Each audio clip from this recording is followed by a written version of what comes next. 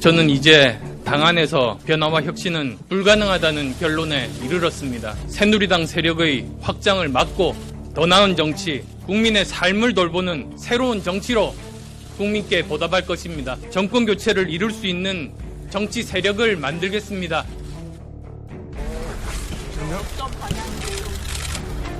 우선은 우리 어머니 배로 가는 게 목표입니다.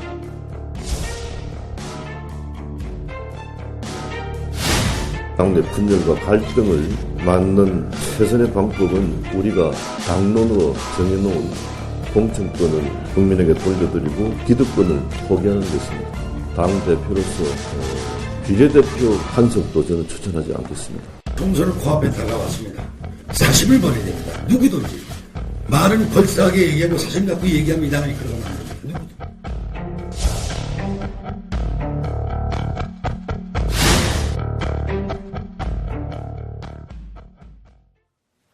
예, 오늘의 정치권 이슈 박찬종 변호사와 함께 살펴보겠습니다. 대표님 어서 오십시오. 안녕하십니까. 정치권 이슈 안철수 의원의 탈당이죠, 그렇지 않습니까? 이거 어떻게 보셨어요?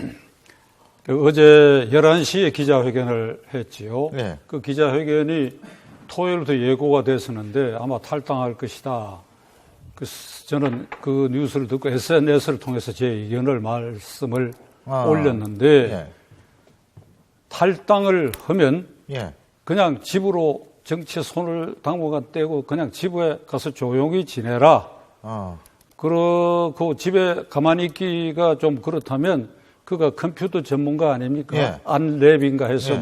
컴퓨터 백신도 그렇죠. 개발해서 상당히 세계적으로도 알려져 있다고 하는 것 같아. 그거는 제가 잘 모르겠습니다. 그러니까 그러면 지금 나이도 젊고 그러니까 그 분야에서 한국의 저커버그 수십 조를 벌어도 하는 저커버그 30살도 안 된 사람이 한번 그렇게 되면 개인과 국가와 국민을 위해서 좋은 일이 되니까 정치에서 손을 떼라. 당을 만들고 그럴 것 없다. 그래서 기자회견을 통해서 이제 탈당하고 정당 만들겠다고 하는 판이 되어버렸으니까 제 말은 전혀 귀에 안 들어가는 거죠. 지금 대표님께서 저커버거 말씀을 하셨는데 스티브 잡스가 얘기가 나옵니다.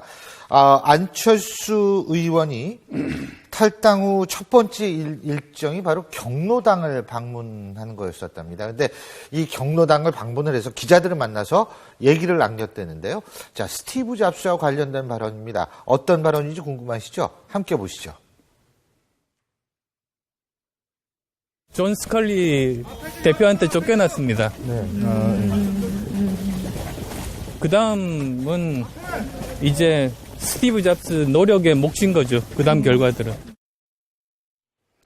스티브 잡스처럼 컴퓨터로 승부를 걸지 스티브 잡스 정치의 승부를 안 걸었잖아요. 그 정치의 승부를 걸면 안 되고 왜 제가 안철수 의원에게 본인이나 그 측근이 들으면 저를 아주 비난할 거예요. 그러나 저는 진심으로 내 큰 자식보다도 한 살밖에 나이가 많지 않은 내 자식 또래니까 그의 잠재적 재능을 아껴서 하는 소리인데. 고등학교 후배신, 중학교 후배신 거 아니에요? 아니죠. 그건 학교는 관련이 없지요. 근데요. 그런데 이 양치기 소년처럼 지금 비춰졌어요. 양치기 소년. 왜요? 이소부와 양치기 소년 이 얘기 있지 않습니까? 늑대가 내려온다. 울프가 내려온다. 그 동네 사람들이 놀래는 걸 보고 두 번, 세 번 그런 놀래는 장면을 보고 좋아하다가 정말로 늑대가 내려오니까 그 소리 지르는데 사람들이 안 나왔다는 그 고사가 있잖아요. 이게 동화죠. 이소부화인데 이게 처음에 그 기자회견에서 이런 얘기를 했어. 나는 그동안에 모욕당하고 조롱당했다. 그 예를 들어서 서울시장 선거에 박원순 후보에게 양보했고 대통령 선거 때 문재인 후보에게 양보했고 그다음에 내가 창당 과정에서 창당을 시작하는 과정에서 김한길 대표와 함께 그게 이제 합당하는데 내가 이렇게 도움을 줬는데 그런데 나를 조롱하고 모욕을 가한다.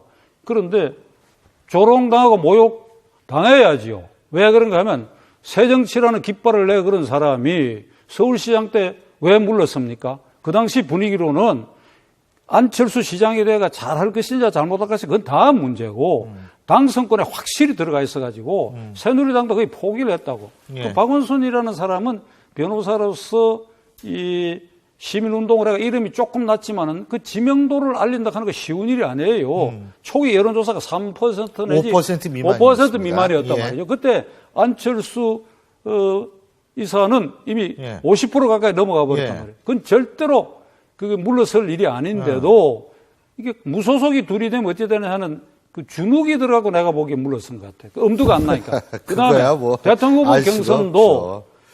박근혜 캠프가 그 당시에 안철수 후보가 후보로 되면 이게 아주 어렵다. 이런 판단이 서서 예의주시하고 있는데 이것도 주눅이 들어가지고 자기가 포기해버렸잖아요. 그 다음에 지역정당, 지역 패권 정당을 극복하기 위해서 내가 당을 만든다 해놔놓고 그 지역 패권 정당으로 낙인 찍은 이 당하고 왜 통합을 합니까? 그냥 혼자 꿋꿋이 나가야지요. 그러니까 이런 과정을 통해서 그의 새 정치라고 하는 것은 실험이 다 끝났고 가장 중요한 대목은 지난 대통령 선거 국면에서 새누리당과 이 야당 외에 제3정파의 강력한 대통령 후보를 만들 수 있는 분위기가 상당히 됐고 예. 그 링에서 너도 당신도 여기 검증을 받아라고 했는데도 그걸 거부해갖고 새로운 세력과 새로운 지도자가 그 자신을 포함해갖고 예. 새로운 지도자로 될 수 있는 제3지대에서 이걸 본인이 전부 막아버렸어요. 그래서 안철수 의원에게는 그가 지금 국회의원이고 무슨 당을 만들겠다고 하니까 이런 정치적 행동에 대해서 특히 지난 대통령 선거 전에 새로운 제3후보와 제3세력의 등장을 막은 그에 대한 정치적 과오에 대해서는 그가 반성하고 책임을 져야 돼요. 그런데 알겠습니다. 이번에 다시 예. 또 당을 만들겠다고 하고 네. 당을 이게 수권 정당을 만들겠다고 하는데 예. 그게 뭐 성공할 수도 있을지 모르겠으나 그의 지나간 행태로 봐가지고 그 당은 성공하기가 어렵다. 아니요. 근데 실제로 그 성패는 호남 민심에 달려 있다라는 얘기들이 많거든요. 자, 지금 그 여론조사 결과 한 번만 보여주시겠습니까? 그 여론조사를 보면은 지금 현재 이게 이제 저희 YTN 리얼미터의 의뢰에서 12월 7일부터 11일까지 조사한 거거든요. 그런데 지금 보니까 안철수 의원의 지지율하고 문재인 대표 지지율 저기 한번 보시겠어요? 지금 탈당선은 전이긴 전입니다만 지금 문재인 대표의 지지율은 좀 올라가고 안철수 의원의 지지율은 또 올라갔다 뚝 떨어졌어요. 예? 어떻게 보십니까 이거 지금? 신 교수님, 예. 이 여론조사는 예. 하나의 추세로 트렌드로 보고 말아야지. 예, 예. 저기 절대적 기준이 아니에요. 물론 그렇죠. 선거도 마찬가지예요. 예, 예. 대통령 선거도 그날 3년 전 12월 19일 어느 하루의 여론조사니까 이 트렌드를 보는 것이죠. 지금 안철수 의원에게 가장 문제되는 것은 지금 제가 양치기 소년 같은 태도를 보인 데다가 양치기 소년 같은 태도를 보니 근본 원인을 알아야 돼요. 그건 본인이 깨닫는지 모르겠으나 그 측근들도 이걸 깨달아야 되는 것이 경륜 부족이야. 경륜 부족이라고 하는 것은 그 사람이 무능력하다라든지 IQ가 낮다든지 이런 것이 아니고 의사와 컴퓨터 전문가로서만 살아오다가 갑자기 정치판에 들어왔단 말이죠. 그러면 이 경우에 안철수 의원이 가져야 할 경륜은 이 조직 또는 대통령 후보가 되기 위한 그 국면에서 거기에 지식과 어느 정도 경험을 가지고 이것을 어떻게 추설해서 어떻게 해결하느냐 하는 데 대한 능력이 없는 거예요. 그 능력이 기본적으로 경험과 지식이 결여되기 때문에 그 능력을 창출해낼 수가 없다. 다시 말하면 그런 점에서 경륜이 부족하다. 그 경륜이 부족해갖고 이번에는 수권정당 근데 태어나면서 경륜 갖고 나온 사람은 없잖아요. 경험을 많이 해야 되는 거 아닙니까? 경륜이라는 그러니까 경륜이라고 하는 가장 바람직한 건 풍부한 경험과 풍부한 지식인데 기초적인 경험과 기초적인 지식은 있어야지요.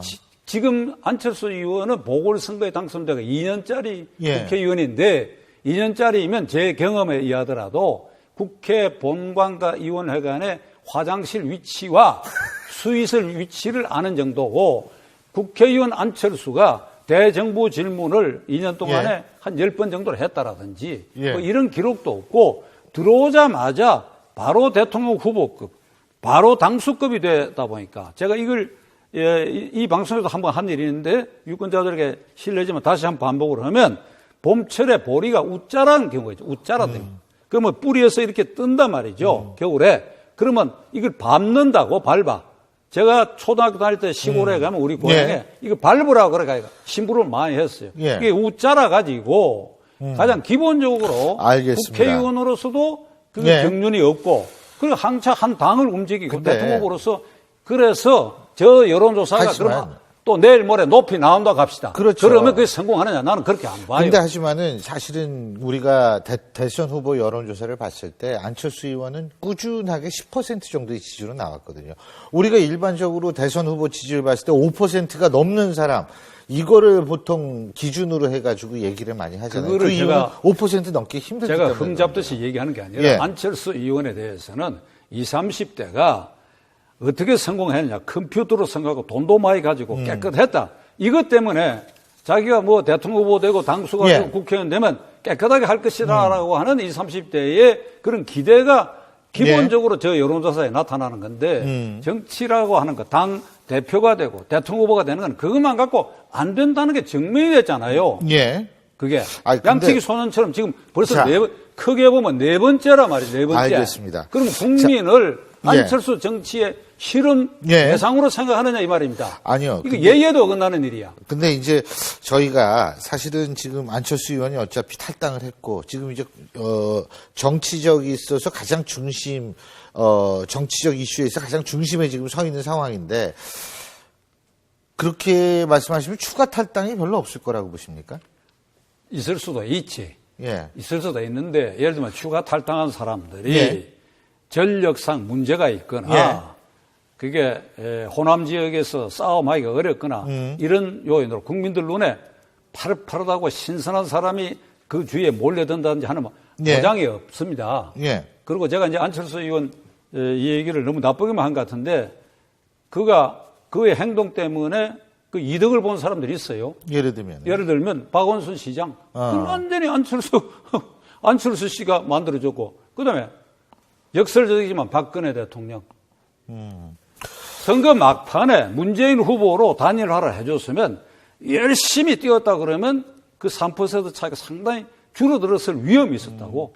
위험이 있는데 이게 열심히 안 했고 물론 이제 12월 그건 19일 가정입니다만. 투표날 전날 나는 내일 투표 예. 끝내고 미국 간다고 예고함으로써 문재인은 안 된다라고 단정적으로 얘기한 것이 돼가지고 중간 부동표가 예. 문재인 쪽으로 오는 것을 오히려 막았다. 예. 그리고 박근혜 대통령도 덕을 봤다. 예. 그다음에 김한길 대표 덕을 봤지. 당 대표 돼갖고 통합해서 한때 올라갔잖아요. 올라갔으니까 적어도 세 사람은 이 안철수 의원 때문에 덕을 봤다. 이걸 이제 한자에서는 불교시은이라는 말을 써요. 예. 의도 안 했지만은 사자성어가 부족해서. 결과적으로 덕을 봤다. 예. 은혜를 베풀었다. 그 은혜 베푸는 건 인정되는데 국민을 그런 과정에서 안철수 새정치의 실험 대상으로 해가지고 이제 누구도 새정치란 말을 함부로 못 쓰게 만들어 놔버렸어. 타락한 용어가 돼버렸어. 자, 그런 상황에서 그렇다면은요. 지금 이제 어차피 지금 안철수 의원은 나왔고 문재인 대표는 계속 호랑이 위에 탄 기분으로 계속 나가겠다라고 얘기를 하고요. 그래서 지금 어차피 이제 분열은 된 거 아닙니까? 그렇다면 새누리당한테 이게 이득이 될까요? 어떻게 보십니까? 정부를 반대하는 표, 파이의 크기는 물밑에서 항상 일정해요. 예. 새누리당과 반대 이 유권자. 예. 그게 이제 부동표가 실망을 해가지고 예. 기권을 하거나 일부 또 여당 쪽으로 갈 수도 있는데 지금은 제가 보기에 일이 이렇게 돼서 문재인 대표도 책임을 져야지요. 이 소란이 결과되고 그 중심에 섰던 사람이니까. 예. 그러면 지금 제 개인 생각은 그래요. 이게 지금 전당대회 하기도 어려운 시기가 됐으니까 당의 좌장들이 있지 않습니까?